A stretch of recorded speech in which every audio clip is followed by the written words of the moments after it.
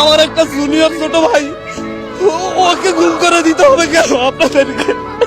এই দেশের সংবিধানকে আমরা মাথায় রেখে আমরা প্রশ্ন করতে চাচ্ছি, একটা যৌক্তিক দাবি আদায়ে কেন 200 প্রাণ দেওয়ার পরে কেন সরকারের পক্ষ থেকে সংলাপের আহ্বান করা হবে? তার আগে কেন আহ্বান করা হয় নাই? কেন ছাত্রদের সাথে বসে এটা নিয়ে সমাধান করা হয় নাই? প্রত্যেকটা ক্ষেত্রে দমনের সিদ্ধান্ত কেন নিতে হবে একটি রাষ্ট্রকে?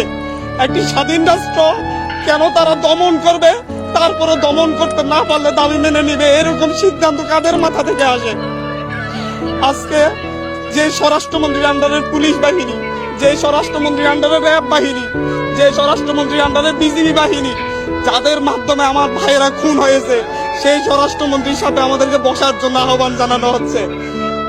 উনি কি এই যে 200 লাশ পড়েছে এটার জন্য কি উনি অনুতপ্ত? এটার জন্য কি উনি দায় স্বীকার করেছেন? উনি কি ক্ষমা চেয়েছেন?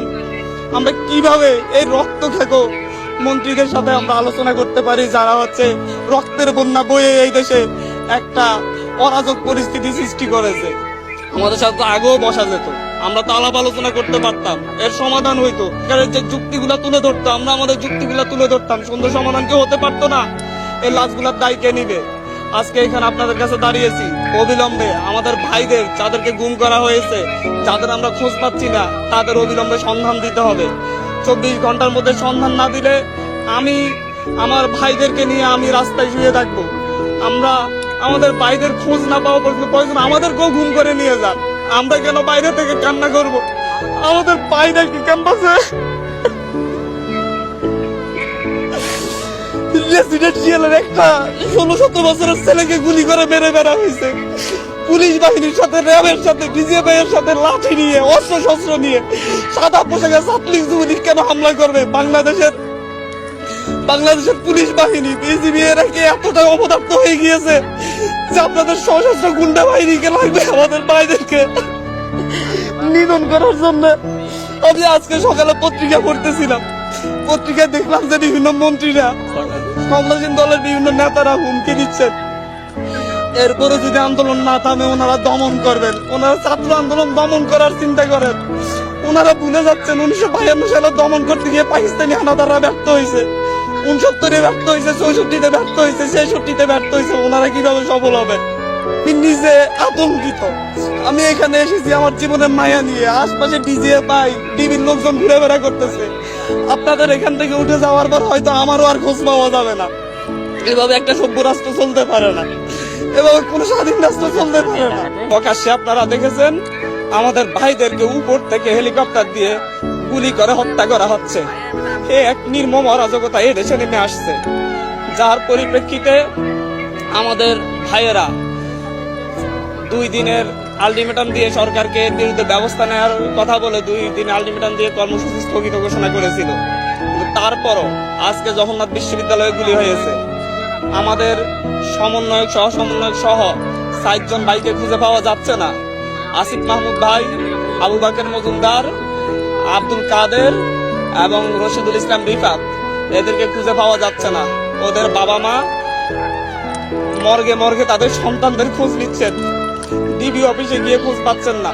একটা যৌক্তিক দাবি নিয়ে রাস্তায় নেমেছিলাম, সেই যৌক্তিক দাবির জন্য কেন আমাদের 200 প্রাণ দিতে হবে? একটি স্বাধীন রাষ্ট্র কেন তারা দমন করবে, তারপরে দমন করতে না পারলে দাবি মেনে নিবে? এরকম সিদ্ধান্ত কাদের মাথা থেকে আসে? এই যে 200 লাশ পড়েছে এটার জন্য কি উনি অনুতপ্ত? এটার জন্য কি উনি দায় স্বীকার করেছেন? উনি কি ক্ষমা চেয়েছেন? আমরা কিভাবে এই রক্ত খেকো মন্ত্রীদের সাথে আমরা আলোচনা করতে পারি, যারা রক্তের বন্যা বয়ে এই দেশে একটা অরাজক পরিস্থিতি সৃষ্টি করেছে? আমাদের ভাইদেরকে ক্যাম্পাসে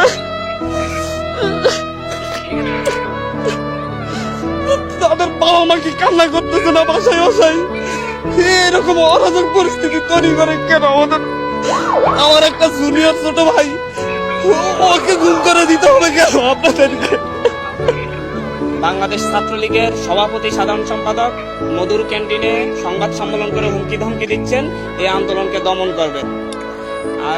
বাংলাদেশ আওয়ামী লীগের সেক্রেটারি জেনারেল এবং সড়ক ও সেতু মন্ত্রী ওবায়দুল কাদের সাহেব বলেছিলেন যে এই আন্দোলন দমন করার দায়িত্ব ছাত্রলীগের। আমি কোট করছি না, উনি এভাবে কথাটি বলেছিলেন, আপনারা মিডিয়ায় প্রচার করেছিলেন। আমরা খুব দুঃখ পরাক্রান্ত হৃদয় নিয়ে, কান্না জড়িত অবস্থা নিয়ে আমরা এখানে হাজির হয়েছি। আমরা গত মাসের 2 জুন হাইকোর্টের একটা রায়ের পরিপ্রেক্ষিতে বাংলাদেশের শিক্ষার্থীদের বিরুদ্ধে যে কোটা বৈষম্য চলে আসতেছিল, সেই বৈষম্যের বিরুদ্ধে ছাত্ররা খুবই শান্তিপূর্ণভাবে দীর্ঘ সময় ধরে আন্দোলন করে আসছিলাম। আমরা 30 জুন পর্যন্ত সরকারকে আলটিমেটাম দিয়েছিলাম যে অতি দ্রুত যেন হাইকোর্টের রায় স্থগিত করে আমাদের দাবিগুলা নিয়ে সরকার বিচার বিভাগের মাধ্যমে হাইকোর্টের রায় স্থগিত করে আমাদের দাবিগুলা নিয়ে আলাপ আলোচনা করে। কিন্তু 30 তারিখ পর্যন্ত সরকারের পক্ষ থেকে কোনো ধরনের আলাপ আলোচনা করা হয়নি। পরবর্তীতে 1 জুলাই থেকে ছাত্রদেরকে সঙ্গে নিয়ে আমরা শান্তিপূর্ণভাবে 15 তারিখ পর্যন্ত আপনারা দেখেছেন সবচাইতে বাংলাদেশের ইতিহাসে সবচাইতে শান্তিপূর্ণ আন্দোলন করে আসছিলাম। এর মাঝে সরকারের পক্ষ থেকে বিভিন্নভাবে আমাদের সাথে যোগাযোগ করা হয়েছিল, আমাদের দাবি দাওয়া মেনে নেওয়ার আশ্বাস দেওয়া হয়েছিল, বলেছিল আমাদের সাথে সংলাপের ব্যবস্থা করবেন। এমনকি প্রধানমন্ত্রী যেদিন রাতে চীন সফর থেকে ফিরে এসেছিলেন, সেই দিন প্রধানমন্ত্রীর একটি প্রতিনিধি দলের সঙ্গে আমি সহ আরো 2 জন সমন্বয়ক মোট 3 জন মিলে বেইলি রোডের একটি রেস্তোরাঁয় বসে আমরা আলাপ করেছিলাম, তাদের কাছে আমাদের দাবি দাওয়া তুলে ধরেছিলাম। ওনারা প্রধানমন্ত্রীর কাছে বিষয়গুলো পৌঁছে দিবেন এবং কোনো মন্ত্রীর মাধ্যমে আমাদের সাথে সংলাপের ব্যবস্থা করবেন বলে সেদিন সন্ধ্যার মধ্যে একটি সংলাপের ব্যবস্থা করবেন বলে আশ্বস্ত করেছিলেন। আমরা দুপুর 11টায় যখন সেখান থেকে ব্যাক করি, ক্যাম্পাসে এসে আমরা জানতে পারি ডিএমপি কমিশনার হুমকি ধমকি দিচ্ছেন, ছাত্রদেরকে আর রাস্তায় দাঁড়াতে দিবেন না। বাংলাদেশ ছাত্রলীগের সভাপতি সাধারণ সম্পাদক মধুর ক্যান্টিনে সংবাদ সম্মেলন করে হুমকি ধমকি দিচ্ছেন এই আন্দোলনকে দমন করবেন। বাংলাদেশ আওয়ামী লীগের সেক্রেটারি জেনারেল এবং সড়ক ও সেতু মন্ত্রী ওবায়দুল কাদের সাহেব বলেছিলেন যে হচ্ছে এই আন্দোলন দমন করার দায়িত্ব ছাত্রলীগের। আমি কোট করছি না, উনি এভাবে কথাটি বলেছিলেন, আপনারা মিডিয়ায় প্রচার করেছিলেন। তারপর থেকে আপনারা দেখেছেন 15 তারিখ 16 তারিখ থেকে সারা দেশের ছাত্রদের উপর যে অমানবিক নির্যাতন চলে আসছে, দমন করার এক হাতিয়ার নিয়ে আসছিল। ঢাকা বিশ্ববিদ্যালয় ক্যাম্পাস সহ সারা দেশের সকল পাবলিক বিশ্ববিদ্যালয়ে এক দানবের মতো লাঠিয়াল বাহিনী, পেটুয়া বাহিনী নেমে এসেছিল। রাতের আধারে জাহাঙ্গীরনগর বিশ্ববিদ্যালয়ে বহিরাগতদের দিয়ে অভিযান চালিয়েছিল। ডিসির ভাষা ভাঙচুর করে সেখানে ছাত্রদের উপর নির্যাতন চালানো হয়েছিল। অনেক শিক্ষকরাও সেখানে আহত হয়েছিলেন।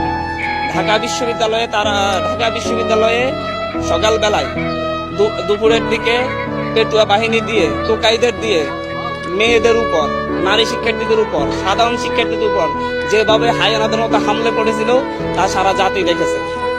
আর এরপরে কি হলো? এরপরে দেখা গেল এর প্রতিবাদে সারা দেশের মানুষ, সারা দেশের সাধারণ শিক্ষার্থীরা রাস্তায় নেমে এসেছিল। তার উপর চালানো হয়েছে ক্র্যাকডাউন।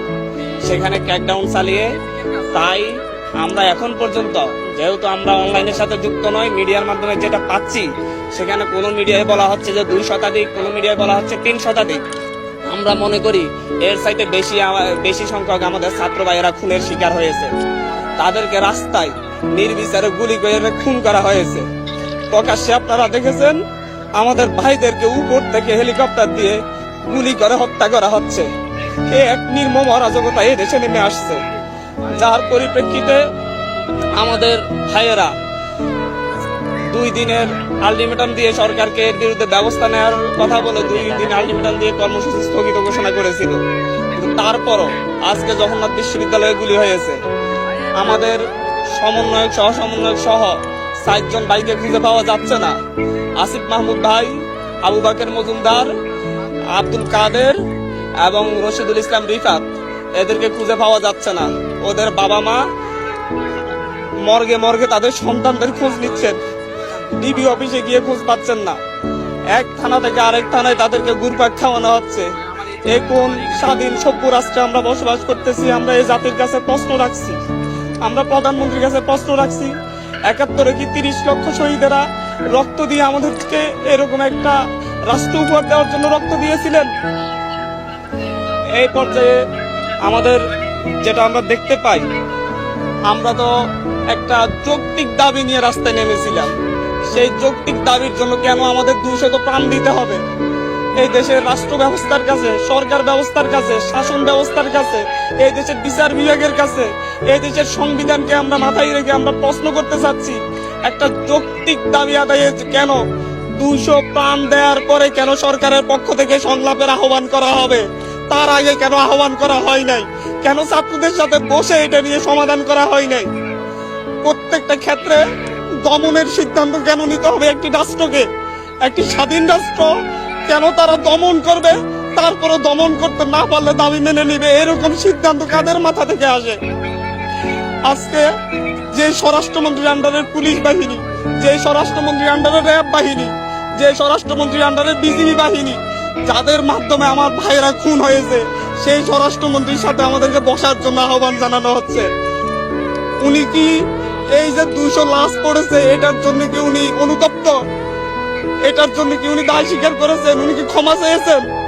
আমরা কিভাবে এই রক্ত খেকো মন্ত্রীদের সাথে আমরা আলোচনা করতে পারি, যারা হচ্ছে রক্তের বন্যা বয়ে এই দেশে একটা অরাজক পরিস্থিতি সৃষ্টি করেছে? আমাদের সাথে তো আগেও বসা যেত, আমরা তো আলাপ আলোচনা করতে পারতাম, এর সমাধান হইতো। সরকারের যে যুক্তিগুলা তুলে ধরতো, আমরা আমাদের যুক্তিগুলা তুলে ধরতাম, সুন্দর সমাধান কেউ হতে পারতো না। এই লাশগুলার দায় কে নিবে? আজকে এখানে আপনাদের কাছে দাঁড়িয়েছি অবিলম্বে আমাদের ভাইদের, যাদেরকে গুম করা হয়েছে, যাদের আমরা খোঁজ পাচ্ছি না, তাদের অবিলম্বে সন্ধান দিতে হবে। 24 ঘন্টার মধ্যে সন্ধান না দিলে আমি আমার ভাইদেরকে নিয়ে আমি রাস্তায় শুয়ে থাকবো। আমরা আমাদের ভাইদের খোঁজ না পাওয়া পর্যন্ত প্রয়োজন আমাদেরকেও গুম করে নিয়ে যান। আমরা কেন বাইরে থেকে কান্না করব? আমাদের ভাইরা কি ক্যাম্পাসে, তাদের বাবা মা কি কান্না করতেছে না বাসায় বাসায়? এরকম অরাজক পরিস্থিতি তৈরি করে কেন আমাদের ভাইদেরকে খোঁজ পাওয়া যাবে না? রিফাত রশিদের ভাই, রিফাত রশিদের বাবা পথে পথে কান্না করতেছে, ঘুরতেছে। ধানমন্ডি থানায় গিয়েছে, ধানমন্ডি থানা বলতেছে আমাদের এখানে না। শাহবাগ থানায় গিয়েছে, শাহবাগ থানা বলতেছে আমাদের এখানে না। নিউ মার্কেট থানায় পাঠাচ্ছে, নিউ মার্কেট থানা বলতেছে আমাদের এখানে না। তাহলে কোথায় পাবে রিফাত রশিদকে? আমার একটা জুনিয়র ছোট ভাই, ওকে গুম করে দিতে হবে কেন আপনাদেরকে? রেসিডেন্সিয়ালের একটা 16-17 বছরের ছেলেকে গুলি করে মেরে বেড়া হয়েছে। পুলিশ বাহিনীর সাথে, র্যাবের সাথে, বিজিবি এর সাথে লাঠি নিয়ে, অস্ত্র শস্ত্র নিয়ে সাদা পোশাকে ছাত্রলীগ যুবলীগ কেন হামলা করবে? বাংলাদেশের পুলিশ বাহিনী, বিজিবি এরা কি এতটা অপদার্থ হয়ে গিয়েছে যে আপনাদের সশস্ত্র গুন্ডা বাহিনীকে লাগবে আমাদের ভাইদেরকে নিধন করার জন্য? আমি আজকে সকালে পত্রিকা পড়তেছিলাম, পত্রিকায় দেখলাম যে বিভিন্ন মন্ত্রীরা, ক্ষমতাসীন দলের বিভিন্ন নেতারা হুমকি দিচ্ছেন এরপরে যদি আন্দোলন না থামে ওনারা দমন করবেন। ওনারা ছাত্র আন্দোলন দমন করার চিন্তা করেন। ওনারা ভুলে যাচ্ছেন 1952 সালে দমন করতে গিয়ে পাকিস্তানি হানাদাররা ব্যর্থ হয়েছে, 69-এ ব্যর্থ হয়েছে, 64-তে ব্যর্থ হয়েছে, 66-তে ব্যর্থ হয়েছে। ওনারা কিভাবে সফল হবেন?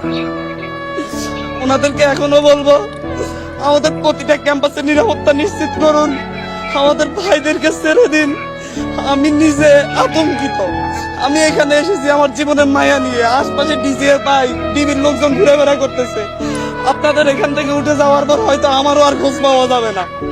এভাবে একটা সভ্য রাষ্ট্র চলতে পারে না, এভাবে কোন স্বাধীন রাষ্ট্র চলতে পারে না।